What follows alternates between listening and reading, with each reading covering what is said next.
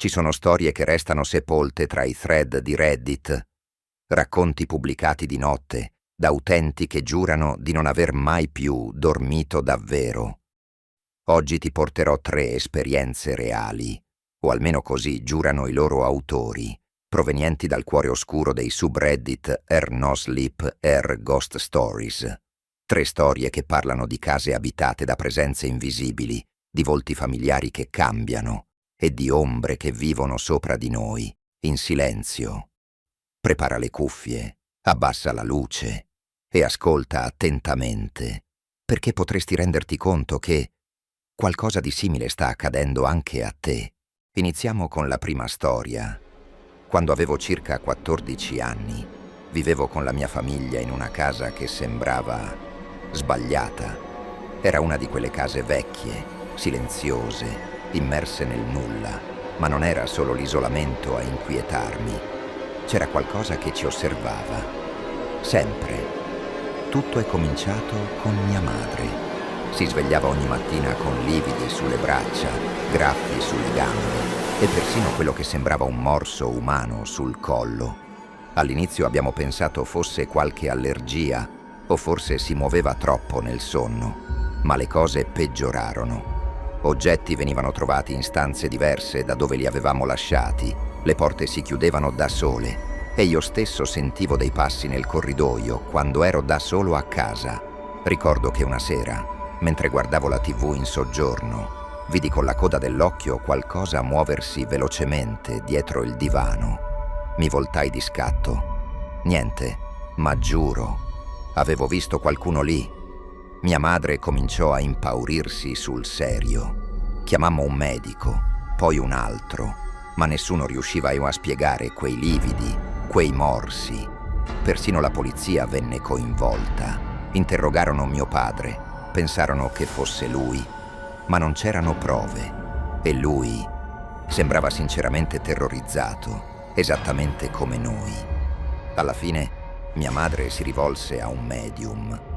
Non eravamo quel tipo di famiglia, ma ormai non sapevamo più a chi credere. Il giorno in cui lui arrivò, tutte le luci della casa tremolarono per un attimo. Lo ricordo benissimo. Era giorno. Eppure sembrava che l'ombra fosse calata su ogni cosa. L'uomo camminò per la casa in silenzio. Poi si fermò davanti alla camera dei miei genitori. Rimase lì per qualche secondo. Poi si voltò verso mia madre. Le disse, con voce piatta, che un'entità oscura si era attaccata a lei, che la casa non era infestata, ma lo era lei. Dopo quella visita, tutto peggiorò. Mia madre smise di dormire. Una notte la trovai rannicchiata sul pavimento del bagno, che tremava. Disse che aveva visto un uomo alto, vestito di nero, senza volto, stare in piedi sopra di lei mentre dormiva. Poi, nel 2012, successe qualcosa che non dimenticherò mai. Mia sorella morì, una malattia improvvisa, rara, e nessuno capì davvero cosa la avesse colpita. Aveva solo 20 anni. Dopo il suo funerale, tutto si fermò. Niente più graffi, niente più ombre. Come se qualcosa se ne fosse andato con lei. Pensammo che fosse finita, ma anni dopo, quando avevo ormai 20 anni, successe una cosa che mi fece capire che quella presenza non era mai andata via del tutto. Era una notte qualunque.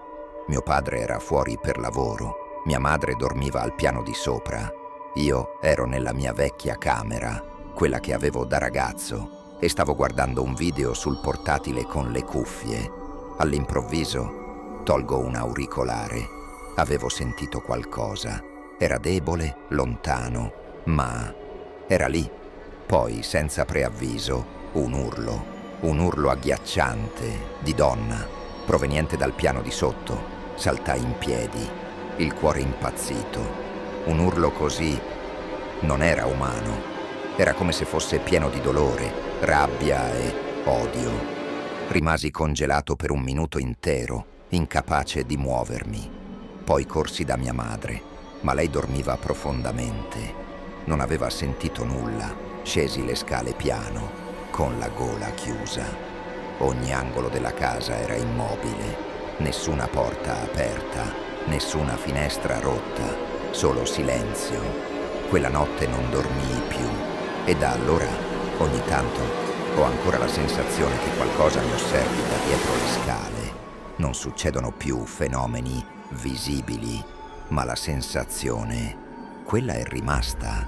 Non so se quell'entità sia ancora con noi o se si sia solo nascosta, ma da quella notte, ogni volta che sento un suono nella casa, trattengo il respiro, aspettando di nuovo quell'urlo.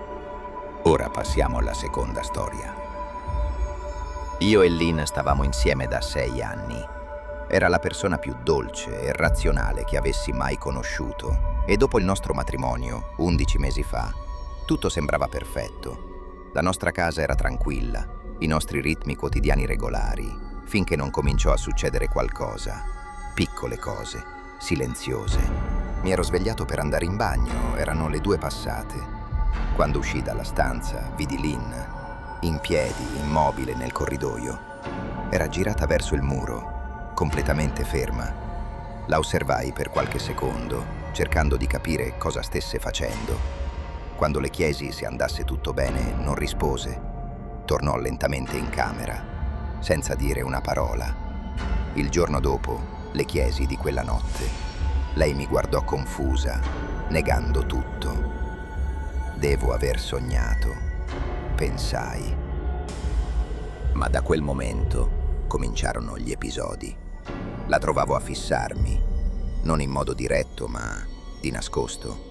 La vedevo intravedere il mio volto dal corridoio mentre lavoravo. Quando mi voltavo, lei non c'era. Una volta l'ho sorpresa dietro una porta socchiusa, con un'espressione vuota, lì in piedi come se fosse bloccata. Mi fece un sorriso, ma non era il suo. Quel sorriso non aveva emozione, solo denti e silenzio. Una notte mi svegliai e la trovai in ginocchio sul letto, a guardarmi dormire. Mi alzai di scatto urlandole contro e lei sembrava svegliarsi di colpo, confusa. Diceva di non ricordare nulla. Ma io avevo visto qualcosa nei suoi occhi. Non c'era paura, né sorpresa. C'era vuoto. Le cose peggiorarono. Iniziai a registrare audio durante la notte. Una mattina, riascoltando la registrazione, sentii passi leggeri nella camera, poi il suono del mio stesso respiro e poi una voce, la sua voce, sussurrava il mio nome lentamente, come un lamento. Le mostrai l'audio, ma lei scoppiò a piangere. Giurava di non ricordare nulla e io non sapevo più cosa credere. Era sonnambulismo, psicosi o era davvero qualcos'altro? Una sera, tornando dal lavoro, la trovai in cucina. Le sue mani erano coperte di terra. Ho sistemato il giardino, disse, solo che noi non abbiamo un giardino, solo cemento. Quella notte la osservai dormire, da solo, in silenzio. A un certo punto si alzò senza aprire gli occhi e cominciò a parlare. Ma non era la sua voce, era più profonda, lenta. Diceva solo: non sono lei. Da allora non dormo più. Non le parlo più come prima. E lei continua a sorridere. Quel sorriso. Vive con me, mangia con me, mi abbraccia ogni mattina. Ma io lo so, non è più Lynn. E per finire, questa è l'ultima storia. Quando mi trasferii in quell'appartamento tutto sembrava perfetto. Era piccolo, economico, silenzioso. L'ideale per una ragazza che voleva iniziare una nuova vita in città. Avevo pochi mobili, qualche pianta e una routine semplice. Casa, lavoro, casa, tutto lineare. Ma poi iniziarono le stranezze. Il primo segnale fu il cibo. Avevo un'abitudine. Compravo certi snack giapponesi introvabili e ne mangiavo solo uno al giorno. Li conservavo in un cassetto chiuso. Un giorno tornai a casa e notai che ne mancava uno. Pensai di aver contato male, ma la sensazione rimase. Il giorno dopo ne mancavano 2. Poi fu il frigorifero. Lo trovavo socchiuso. più volte, e io sono maniacale, lo controllo sempre prima di uscire. Cominciai a pensare di avere problemi di memoria, o peggio, sonnambulismo. Allora installai una piccola telecamera, una di quelle da interni, puntata verso il soggiorno e la cucina. Riguardando il video, vidi me stessa uscire dalla stanza, o almeno credevo fosse me. Ma poi, pochi secondi dopo, sullo sfondo, qualcosa si mosse. Dal piccolo sportello di accesso al sottotetto, sopra il frigorifero, scese lentamente una figura.